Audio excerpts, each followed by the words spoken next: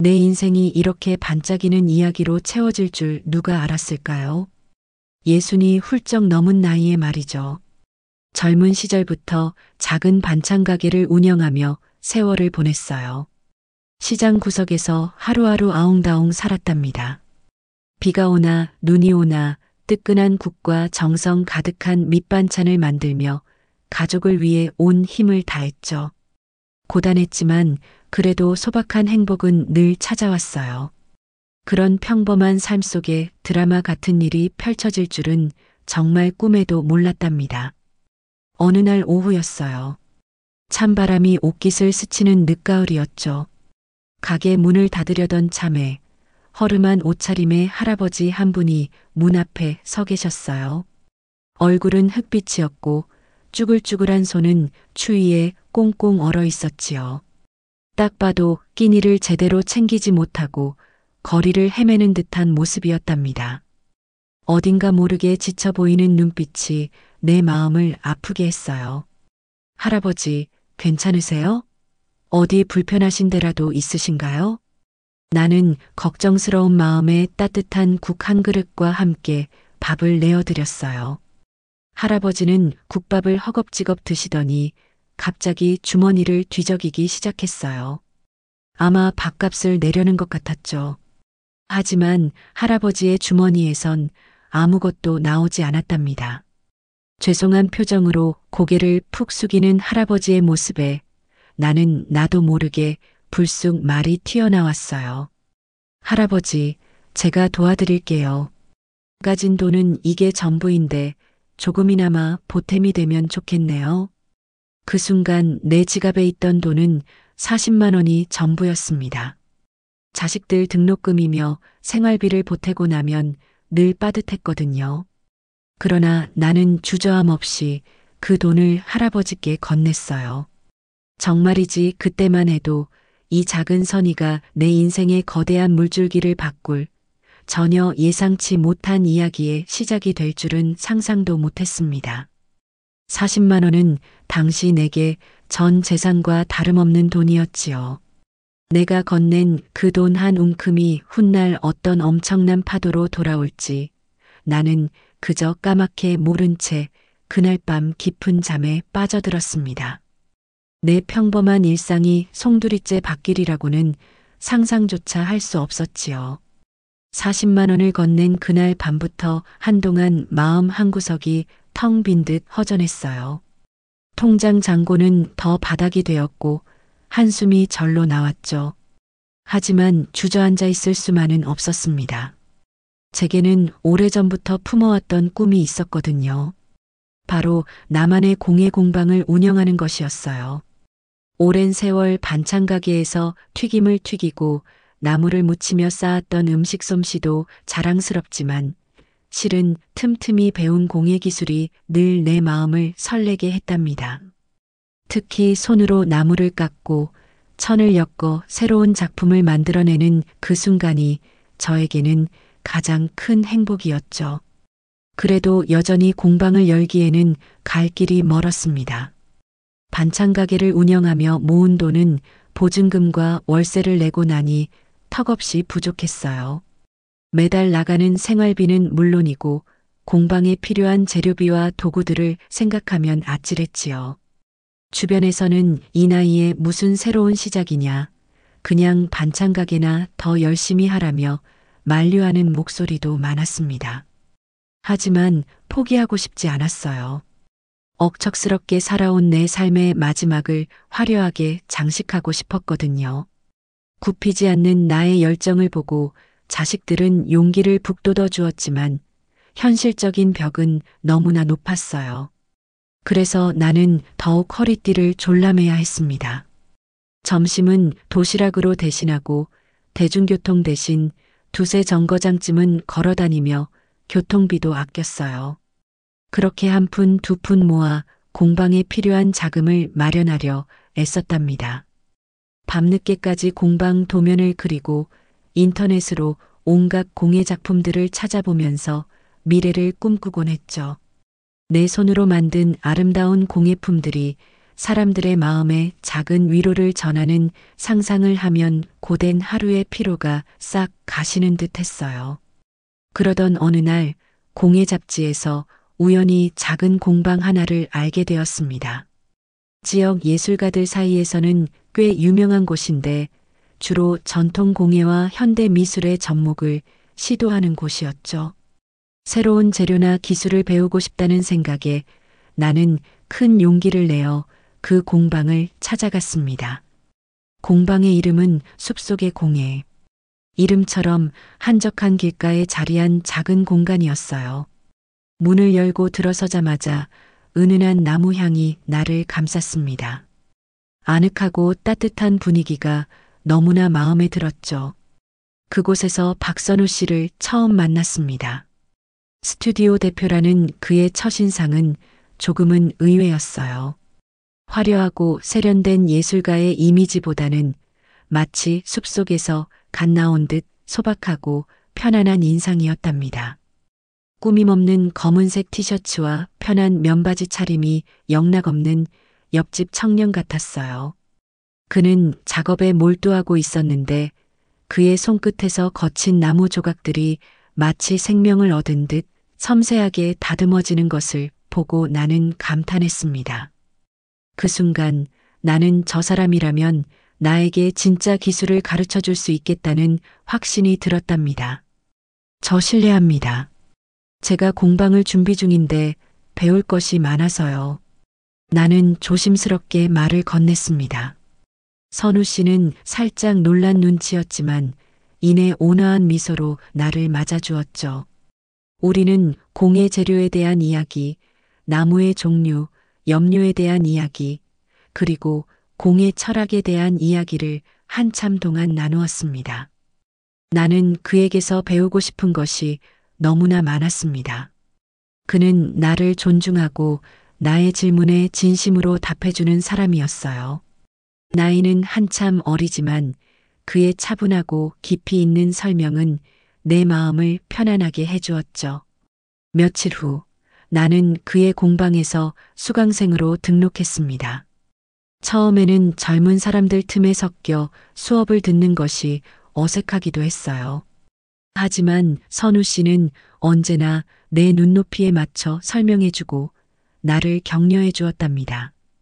나는 그의 섬세한 기술과 끊임없이 새로운 것을 시도하는 장인 정신에 깊이 감동받았어요. 동시에 나의 반찬가게 경험이나 삶의 지혜를 그와 나눌 때면 그는 호기심 가득한 눈으로 경청해주곤 했습니다. 그렇게 우리는 세대를 초월한 특별한 교감을 나누기 시작했습니다. 공방이 문을 닫은 후에도 우리는 작업실에 남아 공예에 대한 이야기를 나누었고 때로는 따뜻한 차 한 잔을 앞에 두고 서로의 일상을 공유하기도 했어요. 낡은 작업복을 입고 나무 먼지를 뒤집어 쓴 채 밤늦도록 작업하는 그의 모습은 그 어떤 화려한 옷보다도 빛나 보였습니다. 어느덧 선우 씨는 나에게 공예 스승이자 마음을 터놓고 이야기할 수 있는 특별한 존재가 되어 있었죠. 그와 함께하는 시간은 나에게 새로운 활력을 불어넣어 주었답니다. 내 메마른 일상에 촉촉한 단비처럼 스며드는 기분이었어요. 나는 그때 알 수 있었습니다. 그저 공예를 배우러 온 이 만남이 단순한 인연이 아니라는 것을요. 어쩌면 내가 그 40만 원을 건넨 그날처럼 내 인생을 송두리째 바꿀 또 다른 운명적인 시작이라는 것을 말이죠. 박선우 씨와의 만남은 제 삶에 예상치 못한 설렘을 가져다 주었습니다. 우리는 공예라는 공통 관심사로 뭉쳤지만 사실 그보다 더 깊은 이야기를 나누곤 했죠. 공방 수업이 끝난 후에도 저는 종종 작업실에 남아 선우 씨와 마주 앉아 차를 마셨습니다. 때로는 새로 개발한 공예 재료에 대한 기술적인 논의를 나누기도 했어요. 또 어떤 날은 제 반찬가게 운영 이야기부터 고된 삶의 애환, 그리고 잃어버린 줄 알았던 저의 오래된 꿈까지 제 인생의 굴곡진 이야기를 솔직하게 털어놓았습니다. 선우 씨는 젊은 사람이었지만 제 이야기에 귀 기울여주는 모습이 참 인상 깊었답니다. 그는 마치 오랫동안 알고 지낸 벗처럼 제 감정을 이해하고 공감해 주었지요.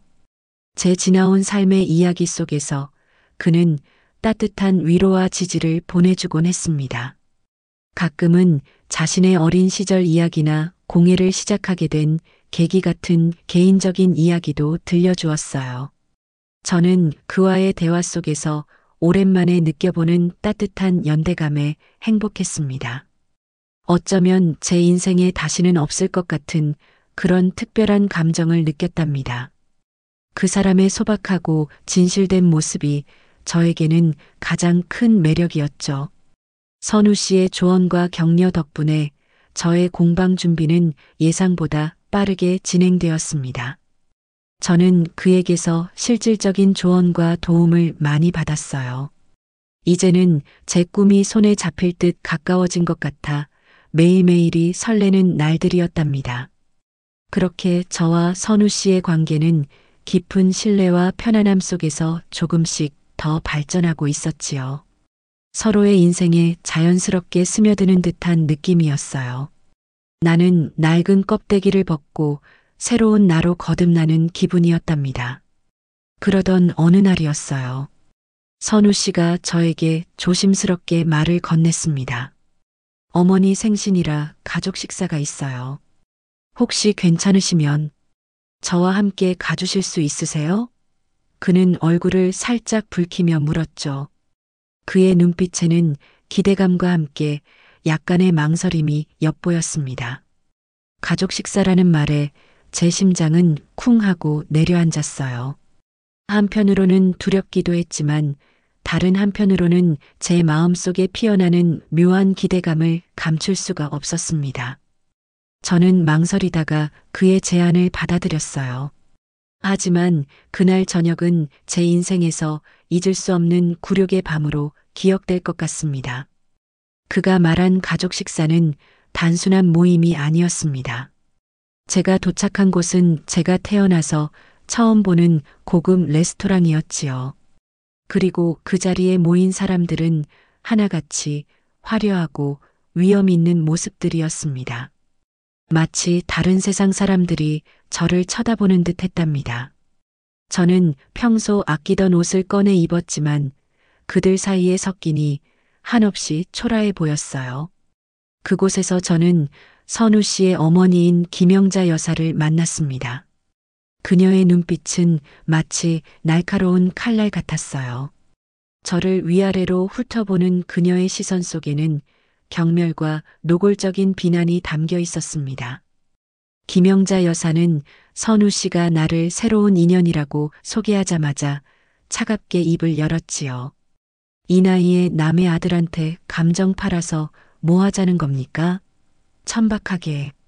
당신 같은 여자가 우리 집안에 끼어들 곳은 단 한 뼘도 없어요. 그녀의 목소리는 조용했지만 그 속에는 얼음장 같은 냉기가 서려 있었습니다. 마치 제 심장을 꿰뚫는 듯한 날카로움이었어요. 저는 아무 말도 할 수 없었습니다. 그 자리에 얼어붙은 듯 서 있을 수밖에 없었죠. 제 가슴 속에 깊은 상처가 남겨지는 순간이었습니다. 상류층이라는 거대한 벽 앞에서 저는 그저 초라한 반찬 가게 아줌마에 불과하다는 것을 깨달았어요. 나는 그 순간 그들과 나는 결코 어울릴 수 없는 별개의 존재라는 것을 인정해야만 했습니다. 사랑과 신뢰로 쌓아 올린 관계라고 믿었던 것이 현실의 차디찬 벽 앞에서 한순간에 무너져 내리는 기분이었답니다. 그리고 그 모임에서 이지혜라는 여자를 보았습니다.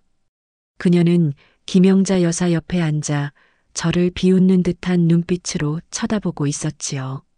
김영자 여사와 이지혜가 귓속말을 나누며 저를 비웃는 모습도 목격했습니다. 저는 그들이 모종의 계략을 꾸미고 있다는 불길한 예감을 떨칠 수 없었어요. 그 예감은 저의 남은 앞날을 어둡게 만들 것 같았습니다. 마치 사냥꾼의 덫에 걸린 듯 온몸의 피가 차갑게 식어가는 듯한 기분이 들었답니다. 따뜻하고 소중했던 순간들이 한순간에 산산조각 나는 듯한 절망감에 휩싸였지요. 새로운 삶의 시작이라고 생각했던 내 희망은 이렇게 쉽게 무너져 내리는 걸까요? 이 혼란 속에서 나는 앞으로 어떻게 해야 할지 도무지 알 수 없었습니다. 김영자 여사와의 만남은 제 마음속에 깊은 생채기를 남겼습니다. 그날 밤부터 며칠 내내 저는 잠 못 이루며 고민했어요. 상처받은 마음은 아렸지만 동시에 저를 향한 그녀의 냉대와 모욕이 어쩌면 저와 선우 씨 사이에 놓인 현실적인 벽일지도 모른다는 생각에 사로잡혔지요. 그들의 화려한 세계와 제 소박한 일상은 너무나 달랐어요. 그래도 포기하고 싶지는 않았습니다. 선우 씨를 향한 제 진심은 변치 않았고 저의 공방에 대한 꿈도 여전히 뜨겁게 타오르고 있었으니까요. 하지만 제 꿈을 향한 발걸음은 뜻하지 않은 방해에 부딪히기 시작했습니다. 이지혜라는 여자 레스토랑에서 저를 비웃던 그 여자가 예사롭지 않더니 교묘한 수법으로 저를 옥죄어 왔습니다. 제가 계약하려던 공방 건물이 갑자기 다른 사람에게 넘어가 버리거나 어렵게 구한 공예 재료들이 제대로 공급되지 않는 일이 잦아졌지요. 오랫동안 거래해 오던 반찬가게 재료 납품처에서도 이유 없이 연락이 끊기기도 했어요. 자꾸만 좋지 않은 일들이 연달아 터지니 이건 우연이 아니라는 확신이 들었습니다. 누군가 의도적으로 저를 방해하고 있다는 것을요.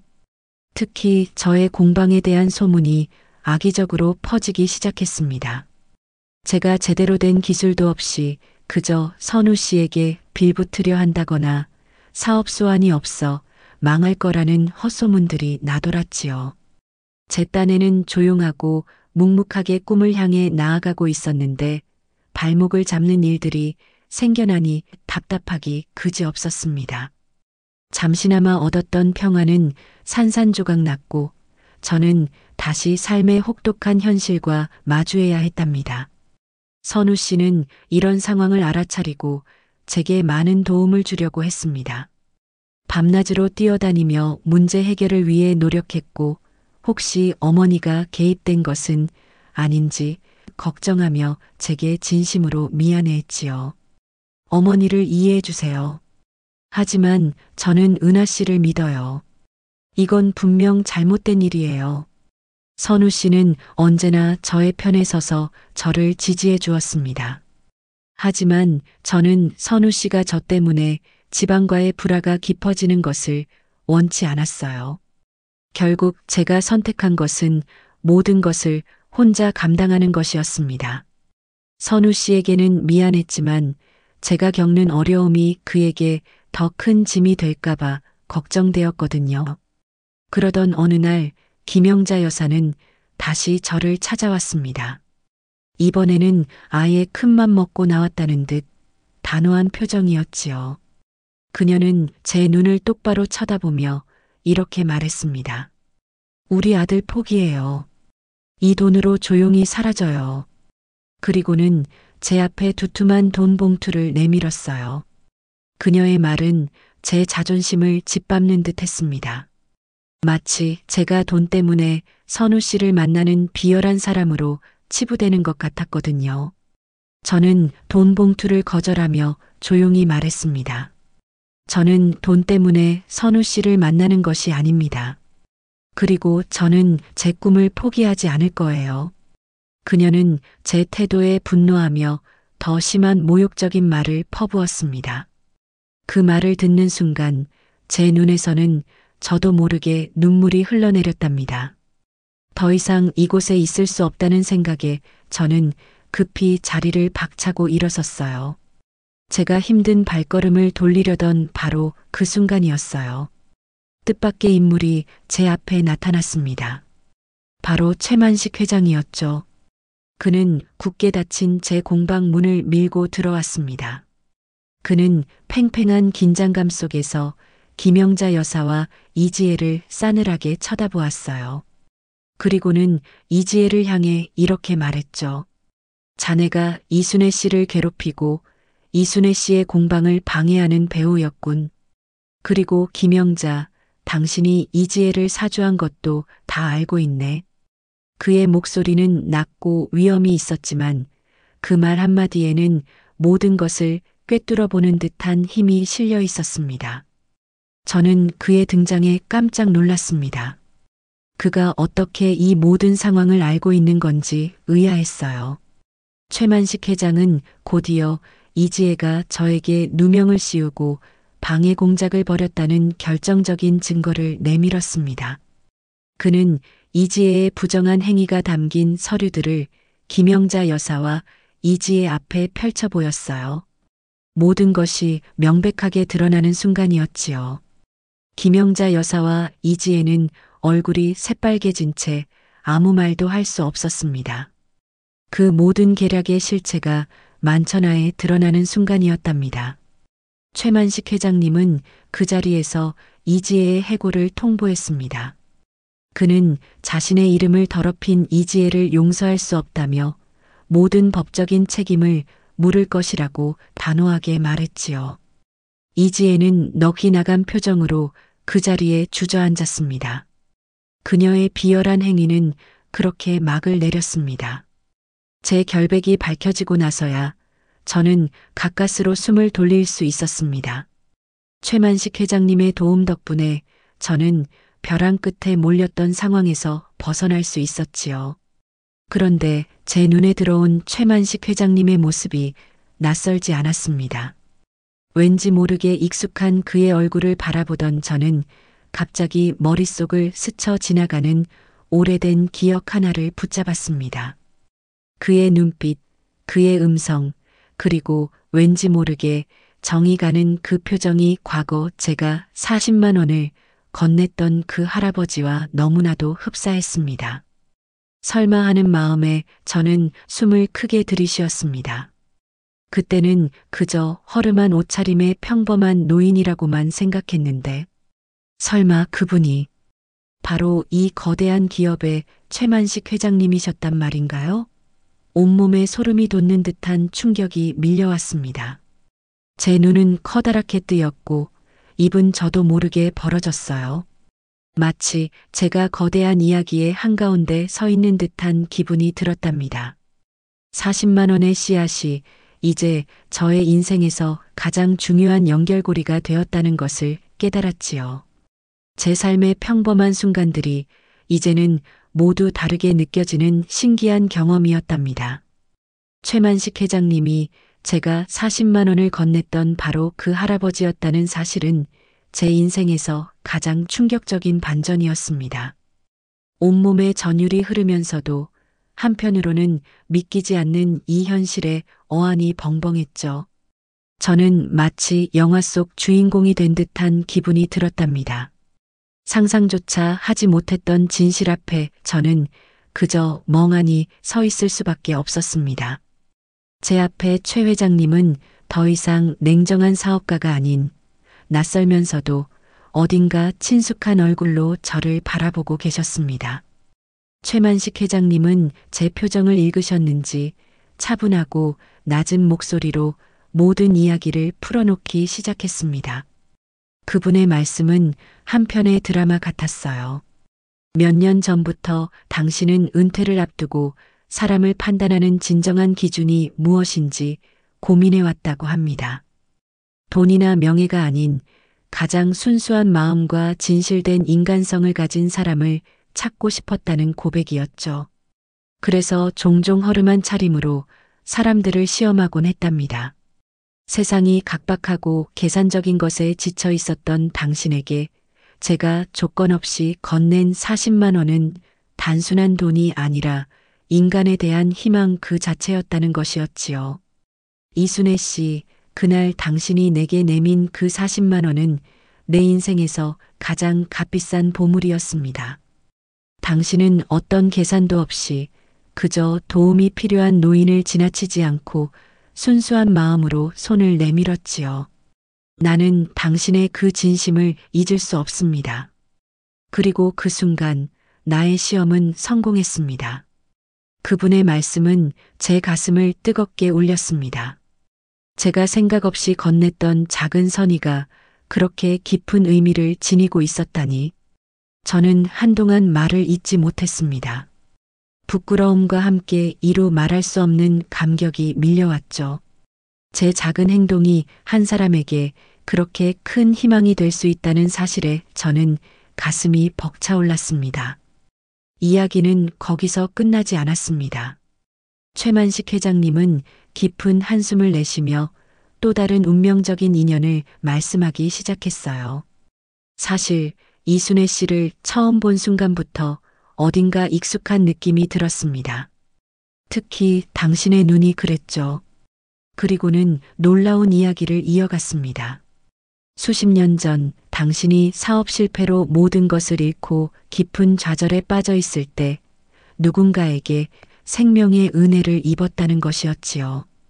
그분의 목소리에는 깊은 회한과 감사가 뒤섞여 있었습니다. 최만식 회장님은 당시 병으로 쓰러져 목숨이 위태로운 상황에 처했다고 합니다. 그때 무일푼이었던 자신을 극진히 간호해주고 병원비까지 마련해주며 다시 일어설 용기를 준 사람이 있었다는군요. 그리고 그분은 자신의 오래된 회중시계를 보여주며 이야기했습니다. 이 시계는 그때 그분이 제게 주었던 것입니다. 다시 일어서면 꼭 보답하라고 하시면서요. 이 시계는 내 삶의 은인이었던 그분의 것이었습니다. 그리고 그분의 이름은 이덕만, 이순애 씨의 아버지였습니다. 저는 순간 숨을 멈췄습니다. 아버지의 이름이 그분의 입에서 나오리라고는 상상도 못했어요. 눈물이 왈칵 쏟아져 내렸습니다. 이미 세상을 떠나신 아버지가 최만식 회장님께 생명의 은인이라니요. 저는 어릴 적 아버지가 늘 주머니에 넣고 다니시던 낡은 만년필, 그리고 빛바랜 가족 앨범을 떠올렸습니다. 앨범 속에는 아버지가 젊은 시절 낯선 남자와 함께 환하게 웃고 있는 사진이 있었는데 저는 그 사진의 남자가 누구인지 알 수 없었지요. 급히 집으로 달려가 오래된 상자 속에 고이 간직해 두었던 아버지의 유품들을 꺼냈습니다. 낡은 만년필을 쥔 제 손이 떨렸습니다. 그리고 앨범을 펼치자 제가 기억하던 그 사진 속에 아버지와 함께 있던 젊은 남자가 바로 최만식 회장님의 젊은 시절 모습임을 한눈에 알아볼 수 있었습니다. 그 사진은 내가 어릴 적 보았던 바로 그 모습이었어요. 오래전 아버지가 말없이 남겨두신 보물 상자 속의 비밀이 이렇게 오랜 시간이 지나 밝혀지는 순간이었습니다. 아버지와 최만식 회장님 사이에 얽힌 깊은 인연, 그리고 40만 원으로 다시 이어진 기묘한 운명에 저는 할 말을 잃었습니다. 제가 건넸던 그 작은 선의가 사실은 돌아가신 아버지의 오랜 인연과 맞닿아 있었다니 이 모든 것이 마치 짜여진 운명처럼 느껴졌습니다. 감격과 함께 돌아가신 아버지를 향한 그리움이 물밀듯 밀려왔습니다. 살아생전 말없이 많은 것을 베풀던 아버지를 저는 다시 한번 깊이 존경하게 되었습니다. 최만식 회장님은 저에게 아버지를 대신해 은혜를 갚고 싶다고 하시며 제 손을 꽉 잡아주었습니다. 저는 그분의 손을 마주 잡았습니다. 이제 저는 그분을 단순한 재벌 회장이나 과거에 제가 도움을 드린 할아버지로만 생각할 수 없었습니다. 그분은 저의 아버지와 깊은 인연으로 엮인 제 삶의 중요한 일부가 되었지요. 그리고 그 자리에 박선우 씨도 함께 있었습니다. 그는 눈물을 글썽이는 저와 최만식 회장님을 물끄러미 바라보고만 있었죠. 그는 이미 이 모든 진실을 알고 있었던 것일까요? 모든 것이 제자리로 돌아오고 기쁨과 감격이 가슴을 채우려는 그 순간이었습니다. 최만식 회장님의 비서가 급하게 달려와 소식을 전했습니다. 회장님 건강이 갑자기 안 좋아지셨답니다. 의사 선생님께서 간경화 말기라고 하시네요. 하늘이 무너지는 듯한 충격이었습니다. 제 심장이 발밑으로 쿵 하고 떨어지는 것 같았어요. 강경화 말기라는 단어는 제 귓가에 맴돌며 죽음의 그림자를 들이우는 듯 했죠. 기쁨도 잠시, 제 앞에 놓인 현실은 또다시 차갑고 가혹했습니다. 운명의 장난처럼 다가온 새로운 위기 앞에서 저는 그저 눈을 감을 수밖에 없었습니다. 아버지가 맺어준 인연의 끈은 그렇게 또다시 거대한 시험대에 오르게 되었습니다. 최만식 회장님이 강경화 말기라는 진단을 받으셨을 때 제 세상은 또다시 한번 크게 흔들렸습니다. 아버지가 맺어주신 소중한 인연이라고 생각했는데 이렇게 허무하게 놓쳐야 하는 걸까요? 저는 혼란스러운 마음을 가눌 수 없었습니다.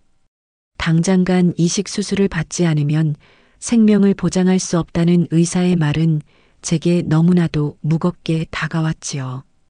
곁에서 지켜보는 선우 씨와 제 마음은 찢어지는 듯 아팠습니다.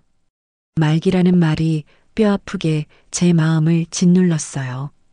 급히 진행된 간 기증 검사에서 박선우 씨는 물론이고 김영자 여사까지 검사를 받았습니다. 저는 선우 씨가 부모님을 위해 자신의 간을 기증할 수 있기를 간절히 바랐습니다. 물론 쉽지 않은 과정일 거라는 것을 알고 있었죠. 온 마음을 다해 검사 결과를 기다렸습니다. 그러나 며칠 뒤 청천벽력 같은 소식이 들려왔습니다. 두 사람 모두 조직 적합성이 낮아간 이식이 불가능하다는 것이었죠. 가족마저 회장님께 간을 기증할 수 없다는 사실은 저에게도 엄청난 충격이었습니다. 절망감이 제 주위를 감쌌어요. 하늘이 무너지는 것 같은 절망이 온 가족을 휘감았습니다. 저는 그때 김영자 여사의 진심을 보게 되었습니다. 늘 냉정하고 얼음 같았던 그녀가 남편의 생명이 위태로워지자 완전히 무너져 내렸습니다. 그녀는 눈물과 함께 오열했습니다. 병실 복도에 주저앉아 남편의 이름을 부르며 통곡하는 그녀의 모습은 제가 알던 김영자 여사가 아니었어요.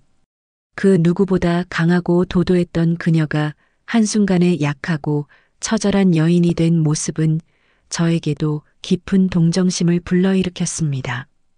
저는 김영자 여사의 마음속 깊이 숨겨진 사랑을 비로소 깨달았습니다. 그동안 제가 그녀를 오해하고 미워했던 마음도 눈물과 함께 녹아내리는 듯 했답니다. 며칠 밤낮으로 회장님 곁을 지키던 김영자 여사는 저에게 찾아왔습니다. 지난번 식사 자리에서 저를 경멸하던 그 오만한 눈빛은 온데간데 없었죠. 대신 두려움과 절박함으로 가득 찬 눈으로 저를 바라보았습니다. 그녀는 제 앞에서 무릎을 꿇었습니다. 그녀의 무릎이 차가운 바닥에 닿는 순간 제 심장도 함께 무너지는 듯 했지요. 그 자존심 강하던 김영자 여사가 제게 무릎을 꿇으리라고는 상상도 못했습니다. 그녀의 입에서는 후회와 함께 처절한 애원이 터져나왔어요. 이순애 씨, 제가 정말 미안합니다. 지난 세월 제가 당신에게 저지른 모든 죄를 용서받을 수 없겠지만 제발 우리 회장님 좀 살려주세요. 제가 잘못했어요. 제가 그동안 너무 못되게 굴었습니다. 이 모든 것 제가 다 벌 받을게요. 대신 회장님만 살려주세요. 저는 덜컥 그녀의 손을 잡았습니다. 따뜻하게 감싸 안았습니다. 억눌렸던 김영자 여사의 오열은 더욱 격렬해졌습니다. 그녀의 뜨거운 눈물은 제 옷자락을 흠뻑 적셨죠. 저는 그 뜨거움 속에서 지난날의 모든 상처와 미움이 녹아내리는 것을 느꼈습니다. 그동안 저를 괴롭혔던 김영자 여사의 모진 말과 행동이 남편을 잃을지도 모른다는 한 여인의 깊은 슬픔과 후회 앞에서는 아무것도 아니라는 생각이 들었습니다. 그녀의 절규는 제 마음속 깊은 곳까지 울려 퍼졌어요. 그날 밤 저는 잠 못 이루고 깊은 고뇌에 빠졌습니다. 최만식 회장님을 구할 수 있는 방법은 없을까? 병원에서는 간 적합성을 찾기 위해 다방면으로 애썼지만 쉽지 않은 일이었죠. 그러다 문득 저 자신이 떠올랐습니다. 어쩌면 혹시 나도 간 기증 검사를 받아볼 수 있지 않을까? 하지만 제 몸 상태가 좋지 않다는 것을 알고 있었기에 주저할 수밖에 없었습니다. 제가 먼저 건강한 몸은 아니었으니까요. 툭하면 피곤하고 지병도 몇 가지 있었습니다. 의사 선생님께서도 조심스럽게 말씀을 건넸습니다. 제 나이와 건강 상태를 고려할 때 수술은 분명 위험할 수 있다는 경고였죠. 수술 중 예기치 않은 합병증이 생길 수도 있고 회복이 더딜 수도 있다는 말이었습니다. 선우 씨도 저의 그런 생각을 눈치챘는지 극구 반대하며 말렸습니다. 어머니, 안 돼요. 어머니 건강도 중요해요. 제발 더는 저를 아프게 하지 말아주세요. 그의 목소리에는 저를 향한 깊은 사랑과 걱정이 담겨 있었습니다. 그를 아프게 하고 싶지 않았지만 제 마음속에서는 다른 목소리가 들려왔어요. 바로 아버지의 목소리였습니다. 순애야, 사람은 말이다. 아무리 힘들고 지쳐도 도리를 잊지 않고 살아야 하는 거란다. 저는 돌아가신 아버지가 최 회장님께 베풀었던 그 따뜻한 은혜를 떠올렸습니다. 아버지가 맺어주신 이 인연을 제가 외면할 수는 없었습니다. 이것은 단순히 최만식 회장님의 생명을 살리는 문제를 넘어섰습니다. 아버지가 못다한 인연을 제가 대신 이어나가는 일이었죠. 어쩌면 저의 삶의 마지막 기회가 될 수도 있다는 생각에 이르자 저는 더 이상 망설일 수 없었습니다. 저는 제 생명을 걸고서라도 아버지가 남겨주신 소중한 인연을 지키고 싶었습니다. 그토록 냉정하게 느껴졌던 김영자 여사의 뜨거운 눈물 속에서 저는 비로소 진정한 가족의 의미를 어렴풋이 깨달았던 것입니다. 이제 저는 오직 한 가지 마음뿐이었습니다. 이 모든 절망 속에서 희망의 불꽃을 피워내야 한다는 것을요. 고뇌는 길었습니다. 하지만 제 마음속 결심은 더욱 굳건했습니다. 최만식 회장님을 살리는 일은 단순히 한 생명을 구하는 것을 넘어섰습니다. 그것은 아버지가 제게 남겨주신 마지막 숙제이자 제 삶의 가장 큰 의미를 찾는 과정이라는 것을 깨달았습니다. 저는 의사 선생님께 간 이식 수술을 받겠다고 담담하게 말했습니다. 제 의지는 흔들림이 없었지요. 저의 건강 상태를 염려하던 의사 선생님은 한참을 망설였지만 제 확고한 의지를 꺾을 수는 없었습니다. 다만 수술 후 회복이 더디거나 예기치 않은 상황이 발생할 수 있으니 최대한 조심해야 한다고 거듭 강조했습니다. 이 소식은 김영자 여사에게 큰 충격과 함께 감당할 수 없는 무게로 다가왔습니다. 처음에는 극구 반대했어요. 어떻게 감히 이순애 씨의 몸에 칼을 대게 합니까? 안 됩니다. 이런 희생을 제가 어떻게 감당하라고. 그녀는 눈물과 함께 뜨거운 눈물을 쉴 새 없이 흘려보냈습니다. 제 옆에서 이런 상황을 지켜보던 선우 씨 또한 제가 위험한 수술을 감수해야 한다는 사실에 힘들어했습니다. 그의 마음을 아프게 하고 싶지 않았지만 제 결심은 흔들리지 않았습니다. 아버지가 맺어주신 이 소중한 인연을 이렇게 끝낼 수는 없었으니까요.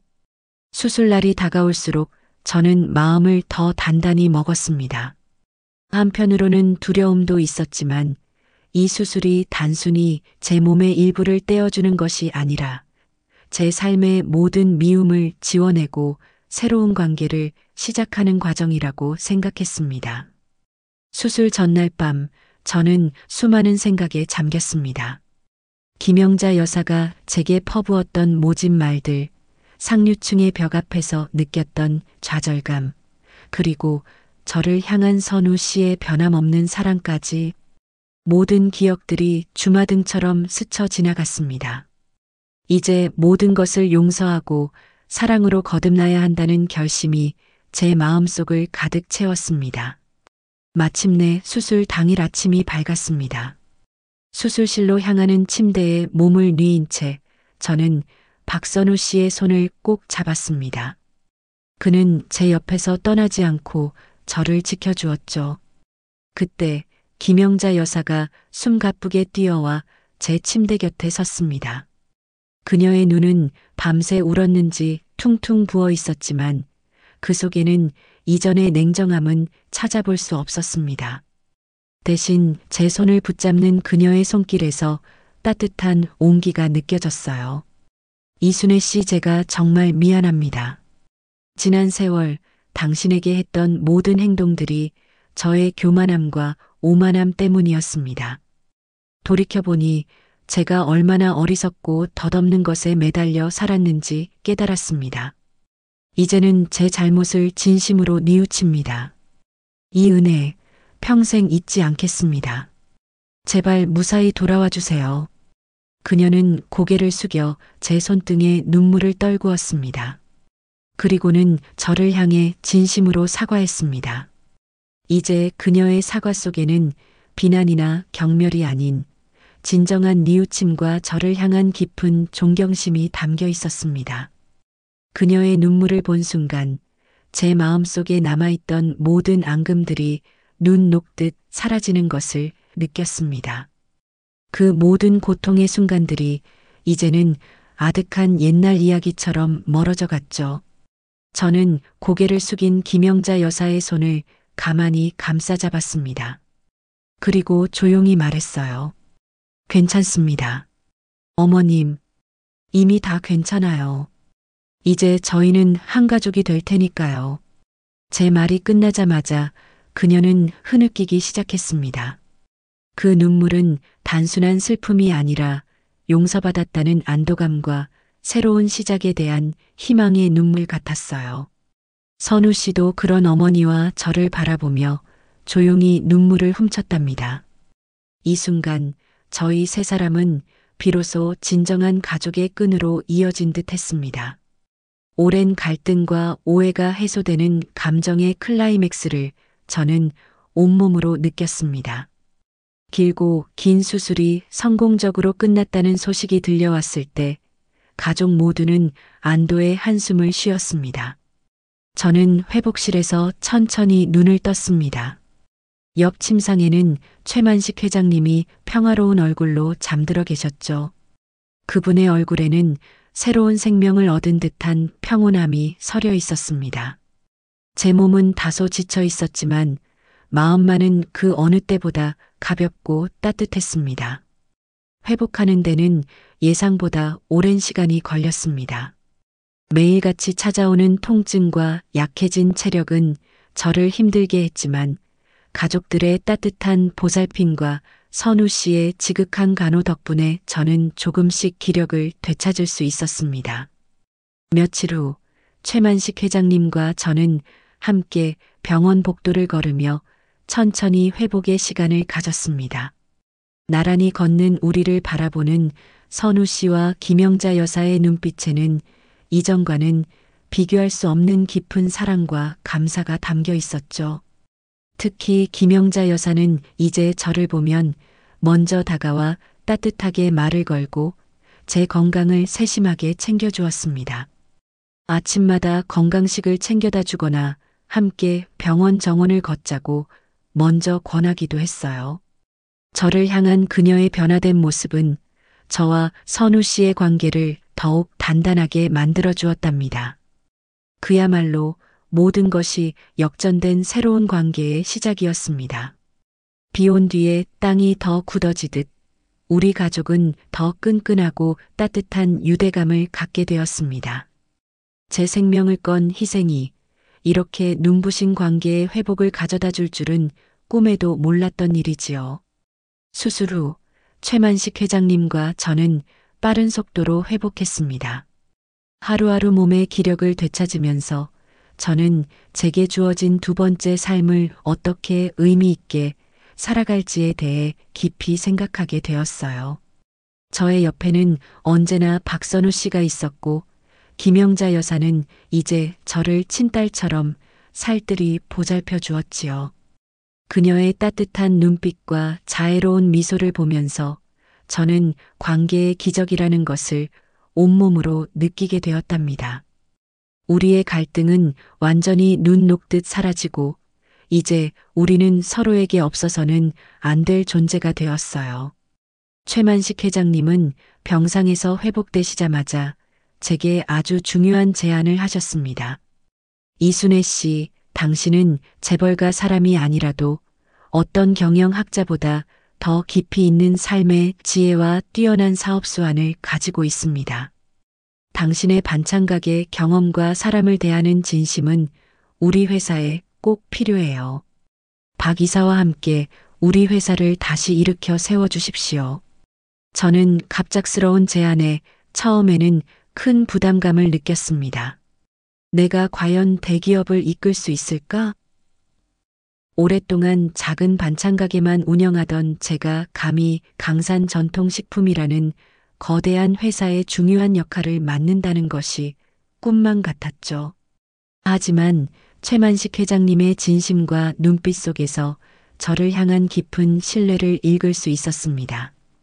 박선우 씨 또한 어머니라면 충분히 해낼 수 있어요. 제가 옆에서 돕겠습니다.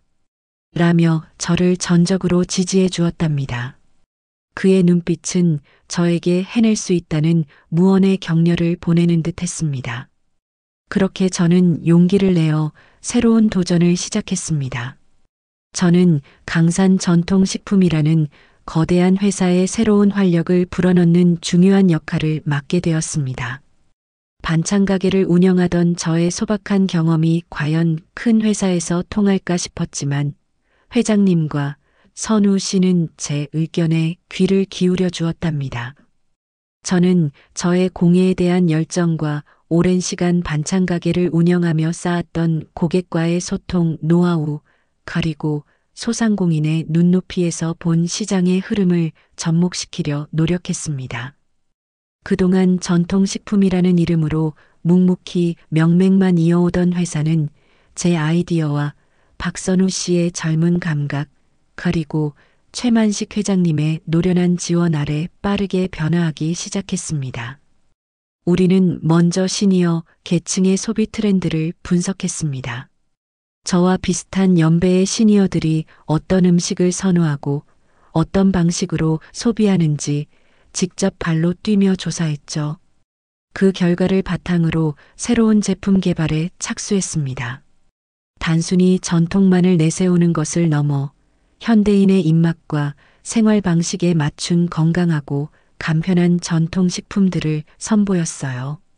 예를 들어 바쁜 현대인을 위한 1인 가구용 전통죽 시리즈나 젊은 세대의 취향을 겨냥한 디자인의 전통 과자 선물 세트 같은 것들이었습니다. 저의 오랜 경험을 바탕으로 좋은 식재료를 엄선하고 고객의 작은 의견에도 귀 기울이는 것은 기본이었지요. 특히 제가 꿈꾸던 실버 공예와 접목한 특별한 한정판 선물 세트 등은 출시와 동시에 소비자들에게 큰 호응을 얻었습니다. 온라인 채널을 통한 직접 판매 전략과 지역 복지관과의 협업을 통한 새로운 유통 채널 개척도 성공을 거두었답니다. 이 모든 시도는 강산 전통식품의 놀라운 재도약의 기회를 가져다 주었습니다. 회사는 다시 활력을 되찾았고 직원들의 얼굴에는 활기 넘치는 미소가 가득했습니다. 우리는 함께 땀 흘려 일하며 성공의 기쁨을 나누었습니다. 저의 새로운 인생 2막이 화려하게 펼쳐지는 순간이었답니다. 성공의 기쁨 속에서 저는 40만 원을 건넸던 그날의 기억을 다시 떠올렸습니다. 저에게 기적을 선물했던 그 작은 선의를 이제는 다른 사람들과 나누고 싶다는 강한 열망이 생겨났죠. 최만식 회장님과 박선우 씨, 그리고 김영자 여사는 저의 생각을 적극적으로 지지해 주었습니다. 그렇게 우리는 40만 원의 기적재단을 설립하기로 했습니다.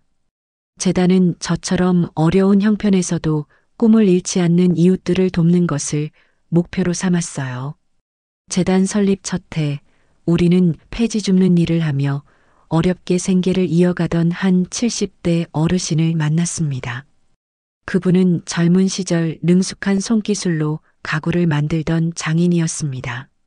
재단은 그분에게 재료비와 작업 공간을 지원하고 공예 스튜디오를 운영하는 박선우 씨가 멘토가 되어 작품 제작을 도왔습니다.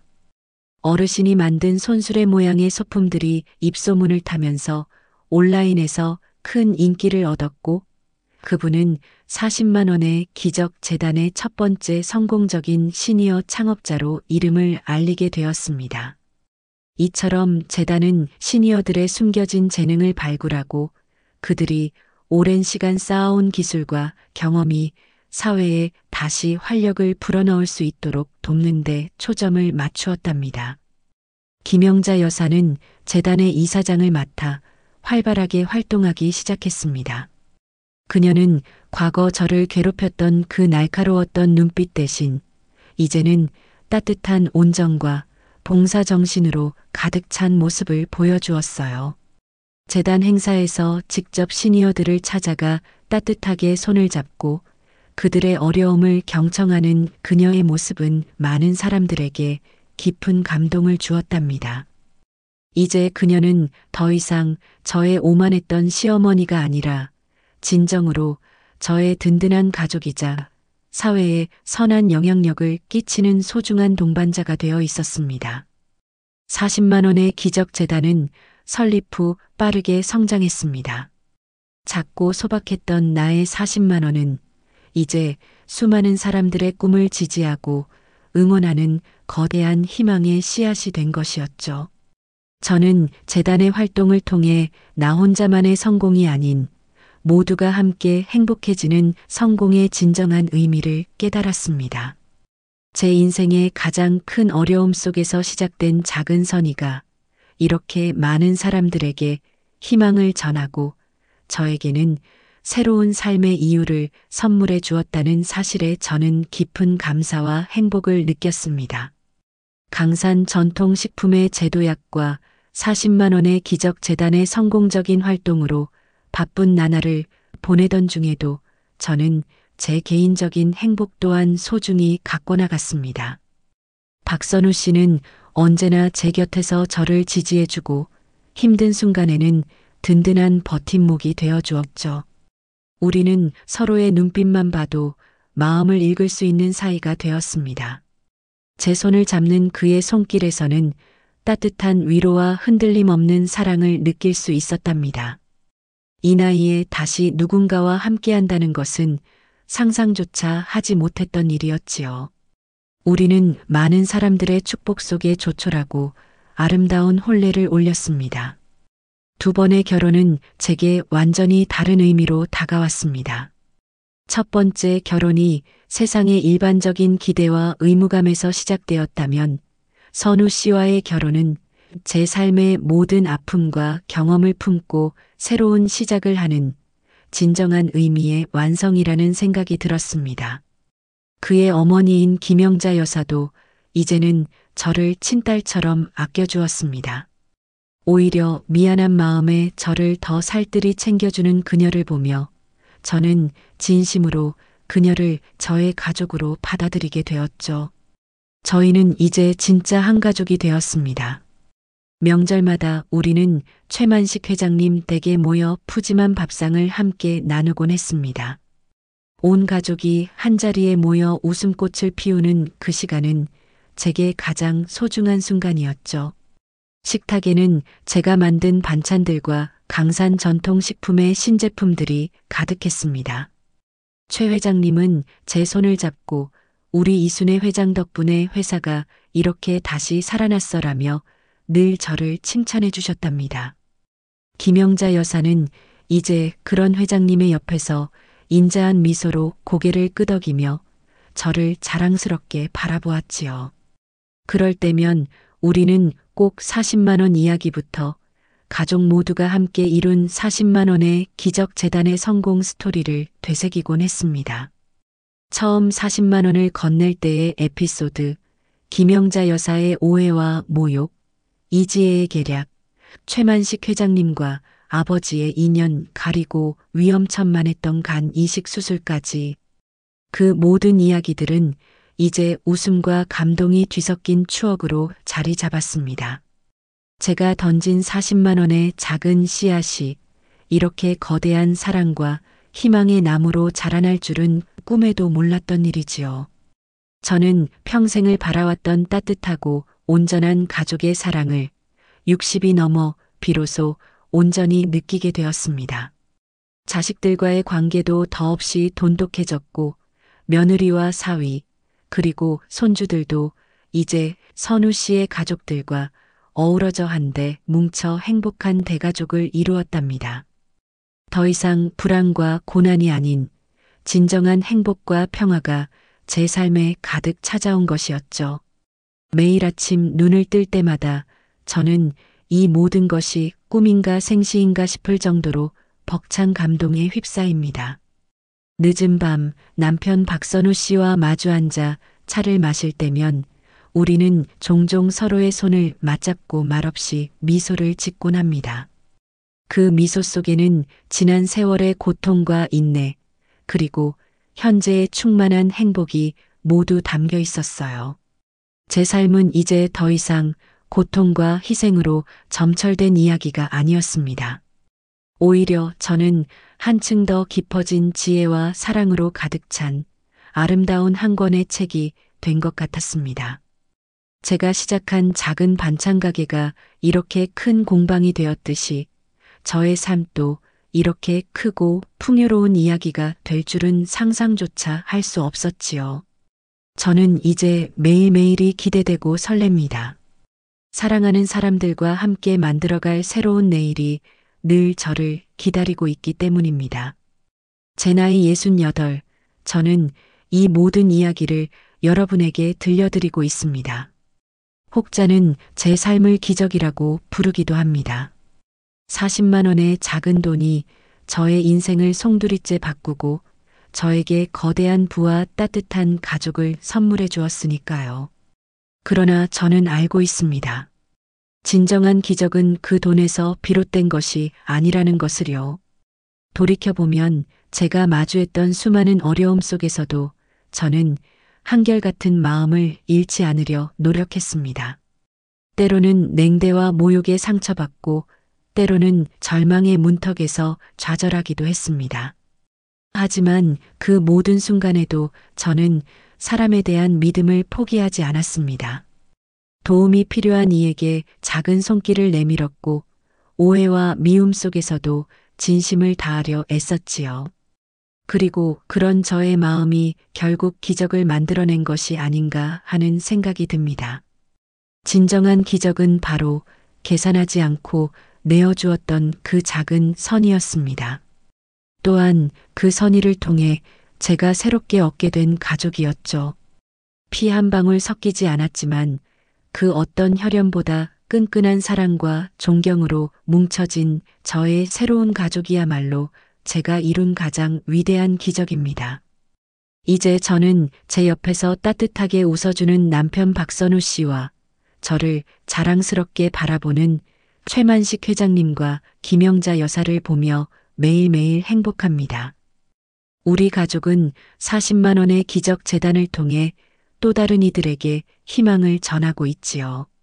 우리는 여전히 서로를 보듬고 아끼며 살아가고 있답니다. 저는 60이 넘어서야 비로소 깨달았습니다. 진정한 행복은 재물이나 명예에 있는 것이 아니라는 것을요. 그것은 바로 서로의 존재 자체를 아끼고 존중하며 기쁠 때 함께 웃고 슬플 때 함께 울어주는 따뜻한 관계 속에 있다는 것을 말이죠. 제가 얻은 것은 단순히 재산이나 지위가 아닙니다. 저는 지혜로운 삶의 방식을 배웠고 베풀고 나누는 것에 참된 기쁨을 알게 되었습니다. 이제 저의 경험을 통해 세상 모든 이에게 이 지혜로운 삶의 방식을 나누고 싶습니다. 사랑하는 여러분, 당신의 삶에도 분명히 기적은 찾아올 겁니다. 그것은 어쩌면 당신이 무심코 지나쳤을지도 모르는 작은 선의에서 시작될 수도 있습니다. 혹은 당신이 포기하지 않고 지켜낸 따뜻한 마음에서 비롯될 수도 있습니다. 지금 당신의 손길이 누군가에게 작은 빛이 되고 그 작은 빛이 모여 당신의 삶을 환하게 밝힐 거라는 것을 잊지 마세요. 부디 당신의 하루하루가 기적을 넘어선 지혜로운 행복으로 가득 차기를 바랍니다.